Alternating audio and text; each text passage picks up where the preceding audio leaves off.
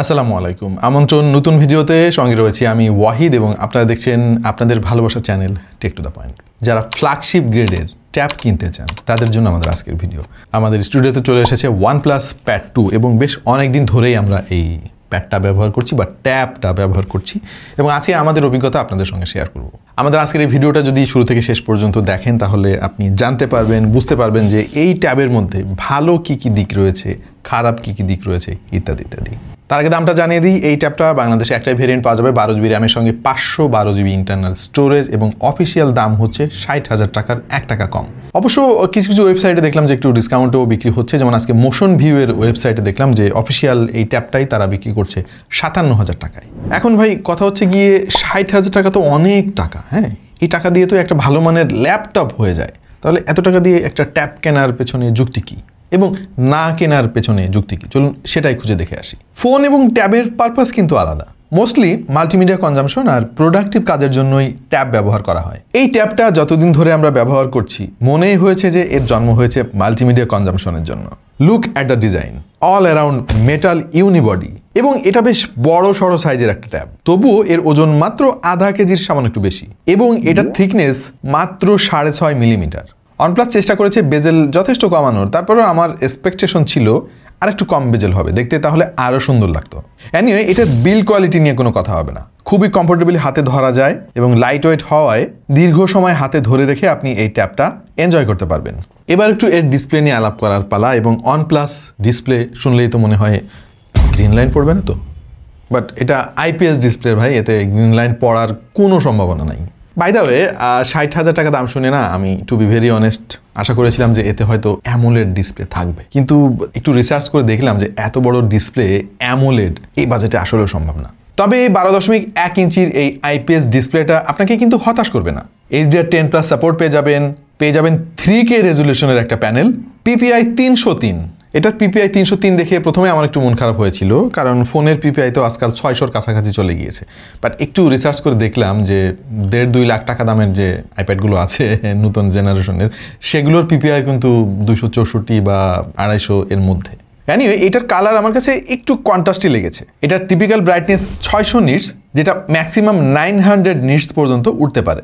এর ফলে ইনডোর কন্ডিশনে ঠিকঠাক থাকলেও আউটডোরে যদি আপনি ট্যাব চালাতে চেষ্টা করেন তাহলে একটু প্যারা খাইতে হবে। যদিও ট্যাবের ব্যবহার তো আসলে ইনডোর বেসড, এটা আউটডোরে বসে তো কেউ মনে হয় না যে অপারেট করবে। মানে মাল্টিমিডিয়া কনজামশন, গেমিং থেকে শুরু করে অফিসিয়াল কাজ, বিভিন্ন ধরনের ডিজাইনিং, এডিটিং, এটা সেটা সব তো মানুষ ঘরে বসেই করে।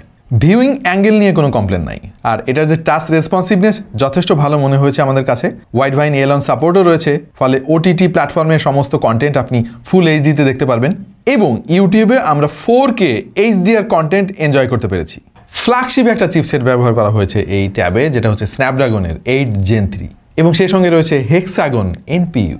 এই NPU জিনিসটা আজকাল আমরা আধুনিক অনেক ল্যাপটপে দেখি, যেটা বেসিক্যালি AI রিলেটেড যে কাজগুলো সেগুলো করার ক্ষেত্রে অনেক কাজে আসে। তো ট্যাবেও আমরা আজকাল এটা দেখতে পাচ্ছি, ব্যাপারটা বেশ ভালো। 12 জিবি LPDDR5X র্যাম রয়েছে এতে, আর রয়েছে 512 জিবি ইন্টারনাল স্টোরেজ, যেটা UFS 3.1। Out of the box Android 14 পেয়ে যাবেন আপনি, যেটা অবশ্যই Android 15 এর আপডেট আসবে খুব দ্রুত। সেই সাথে রয়েছে Oxygen OS 14। Type-C পোর্ট রয়েছে এতে 3.2 Gen 1, যেটাতে ডিসপ্লে আউটপুটও রয়েছে। সেই সাথে পেয়ে যাবেন dual band wifi with wifi 7। অনেকেই ট্যাব কিনতে চান মাল্টিমিডিয়া কনজামশনের পাশাপাশি ওয়ার্ক ফ্লো বাড়ানোর জন্য, তাদের জন্য স্প্লিট স্ক্রিনটা কিন্তু অনেক কাজে আসে। এই ট্যাবটা দিয়ে অনায়াসে আপনি 2টা অ্যাপ পাশাপাশি রেখে আপনার কাজ চালিয়ে যেতে পারবেন। ফ্ললেসলি আপনাকে তার বেস্ট পারফরমেন্স ডেলিভার করতে পারবে। 9510 mAh এর ব্যাটারি এর মধ্যে ব্যবহার করা হয়েছে। দিস ইজ আনবিলিভেবল, কারণ লুক অ্যাট দ্য থিকনেস। এবং এই ট্যাবটা সর্বোচ্চ 67 ওয়াটের চার্জিং স্পিড সাপোর্ট করে। তবে দুঃখের বিষয় হচ্ছে বক্সের মধ্যে তারা কোনো চার্জার দেয় নাই, আপনাকে এক্সট্রা কিনে নিতে হবে। এনিওয়ে, চার্জিং ব্যাকআপ খুবই ভালো পেয়েছি আমরা, যেহেতু এটা বিশাল বড় সাইজের একটা ডিসপ্লে এবং এই ডিসপ্লেতে পেয়ে যাবেন 144 হার্টজের রিফ্রেশ রেট। এটা গেমারদের অনেক কাজে আসবে, যেহেতু বিশাল বড় সাইজের একটা ডিসপ্লে, 3K রেজুলেশন, 144 হার্টজের রিফ্রেশ রেট, সুতরাং এটা অনেক বেশি ব্যাটারি কনজাম্পশন করবে, সেটা তো জানারই কথা। বাট এই মনস্টার সাইজের ব্যাটারিটা একে সারাদিন অ্যাক্টিভ রাখতে পারে। টকিং অ্যাবাউট দ্য পারফরমেন্স, ভাই আমরা নিজেরাও ট্যাব পছন্দ করি, অনেকদিন ধরে ট্যাব ব্যবহার করি, সব সময় ভাই আমাদের সামনে একটা ট্যাব থাকে, এই যে এখনও আছে। এবং এই ট্যাবটা ছাড়াও আমাদের স্টুডিওতে আরও অনেকগুলো ট্যাব রয়েছে যেগুলো বিভিন্ন দরকারে আমাদের ব্যবহার করতে হয়, বাট এই লেভেলের পারফরমেন্স আমরা কোনো ট্যাবে পাই নাই। পাওয়ার কথাও নয়, কারণ এখানে ফ্ল্যাগশিপ চিপসেট ব্যবহার করা হয়েছে, র্যামের ঘাটতি নাই, রমের ঘাটতি নাই, আর সেই সাথে তো রয়েছে অক্সিজেন ওএস। সব মিলিয়ে আপনাকে বাটারি স্মুথ পারফরমেন্স দেবে এই ট্যাবটা। কোনো ল্যাগ নাই, হিকআপ নাই, গেমিংয়ের সময় দুর্দান্ত গেম প্লে এনজয় করতে পারবেন। খুব বেশি যে আপনাকে কম্প্রোমাইজ করতে হবে তা না, বেশিরভাগ গেমই আমরা খুবই ভালোভাবে এনজয় করেছি। তাছাড়া রয়েছে গেম বুস্টার। কোনো একটা গেম চালু করার সঙ্গে সঙ্গে কিন্তু এই গেম বুস্টারটা অন হয়ে যাবে এবং আপনাকে আরও ভালো পারফরমেন্স ডেলিভারি করবে। এবং এর যে multimedia experience, this is insane.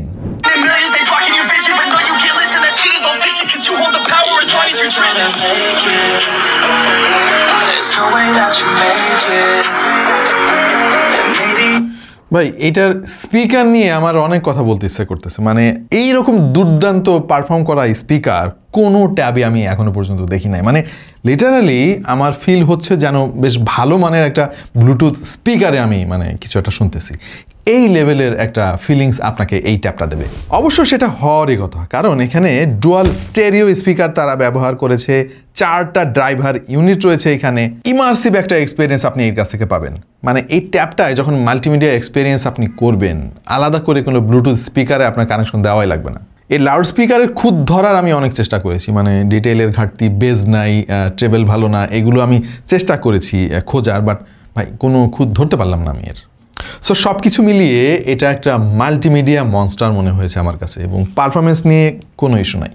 Camera আছে ভাই, ট্যাবে ক্যামেরা দেওয়ার দরকার দিয়েছে। 13 মেগাপিক্সেলের একটা সেন্সর আছে পেছনে, সামনে 8 মেগাপিক্সেলের। এবং ছবির কোয়ালিটি ভাই খুব একটা সুবিধার না, কারণ ট্যাবে তো মূলত কেউ ছবি তোলেন না। এখানে এমার্জেন্সি কাজের জন্য দরকার হয় সামনের ক্যামেরাটা লাগে। যখন আপনি ভিডিও কল করবেন তখন সামনের ক্যামেরাটা অনেক কাজে আসবে। পেছনের ক্যামেরা দিয়ে আপনি অনেক সময় হয়তো কোনো ডকুমেন্ট স্ক্যান করতে পারেন, বা আর্জেন্ট বেসিসে কোনো একটা ছবি তোলা দরকার, হাতের কাছে ট্যাবটা আছে, ছবি তুললেন। সো এইটার পারফরমেন্স নিয়ে আমার আসলে খুব বেশি কথা বলার নাই। ট্যাব দিয়ে ছবি তোলা আর ভাই ওই সিলিন্ডার দিয়ে বিড়ি ধরানো কিছুটা একই রকম আর কি।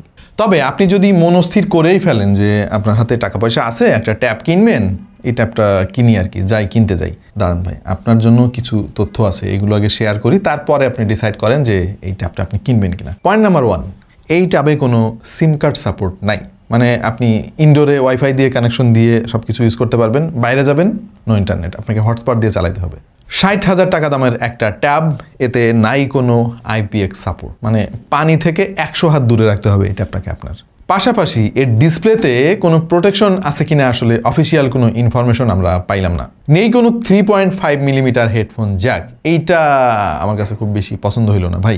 জিনিসটাই তো মাল্টিমিডিয়া কনজামশনের জন্য, এখানে আপনি IPX রেটিং দেন নাই, আবার 3.5 মিলিমিটার জ্যাকটাও হটাই নিলেন, তাইলে কেমন কি?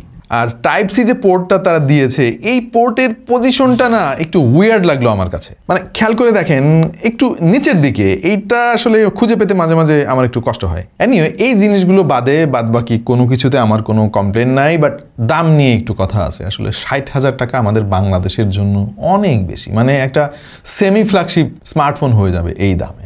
সো আমার মনে হয় দামটা আর একটু কমানোর দরকার ছিল। আর একটা জিনিস এতে নাই, আপনাকে মাথায় রাখতে হবে, আর সেটা হলো কোনো ফিঙ্গারপ্রিন্ট সেন্সরের ব্যবস্থা নাই। আপনাকে ফেস আনলক ব্যবহার করতে হবে, অথবা ওই 10-15 বছর আগের যে প্রযুক্তি, পিন বা প্যাটার্ন, এগুলো ব্যবহার করতে হবে।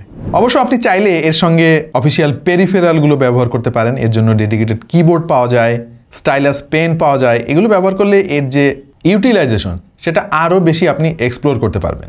আমাদের দেশে ট্যাবের কিন্তু বিশাল একটা বাজার আছে, অনেকে ট্যাব কিনতে চান শুধুমাত্র মাল্টিমিডিয়া কনজামশন করার জন্য, বেশ বড় সড়ো একটা ডিসপ্লে যেটা দিয়ে অনেক সুন্দর গেমিং এনজয় করা যাবে, কন্টেন্ট কনজামশন করা যাবে, বাট সেই অর্থে অফিসিয়াল ট্যাবগুলোর অস্তিত্ব খুব একটা আমাদের দেশে দেখা যায় না। সো ওয়ানপ্লাসকে ধন্যবাদ, তারা খুব ভালো মানের একটা ট্যাব বাংলাদেশে এনেছে। আমরা তো সবসময় চাই যে ভালো প্রোডাক্টগুলো অন্যান্য দেশে রিলিজ হয়, আমাদের দেশে রিলিজ হয় না।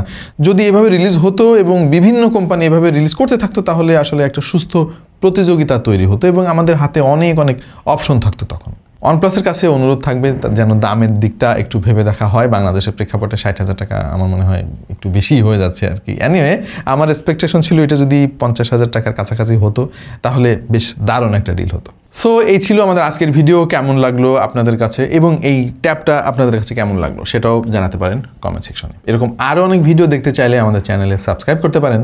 দেখা হয়ে যাবে অন্য কোনো ভিডিওতে ভিন্ন কোনো বিষয় নেই। সেই পর্যন্ত সবাই ভালো থাকুন, সুস্থ থাকুন আর দেখতে থাকুন টেক টু দ্য পয়েন্ট।